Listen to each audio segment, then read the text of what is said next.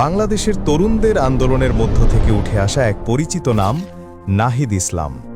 ঢাকা বিশ্ববিদ্যালয়ের সমাজবিজ্ঞান বিভাগের ছাত্র ছিলেন তিনি। 2018 সালের কোটা সংস্কার আন্দোলন থেকে শুরু করে বৈষম্য বিরোধী ছাত্র আন্দোলনে তিনি ছিলেন সামনের সারিতে।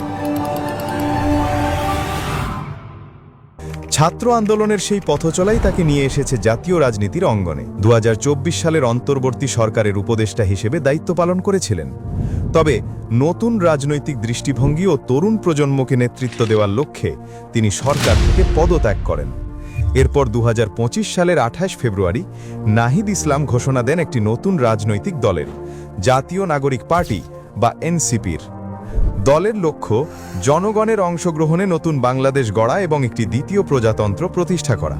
তিনি বলেন, এই আন্দোলন বা দল কারো বিরুদ্ধে নয়, বরং দুর্নীতি ও স্বৈরতন্ত্রের বিরুদ্ধে।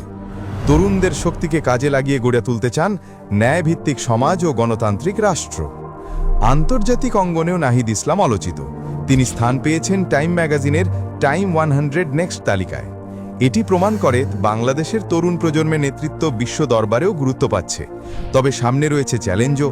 একদিকে জনগণের আস্থা অর্জন, অন্যদিকে অভিজ্ঞতার অভাব কাটিয়ে জাতীয় রাজনীতিকে নতুন ধারায় এগিয়ে নেওয়া।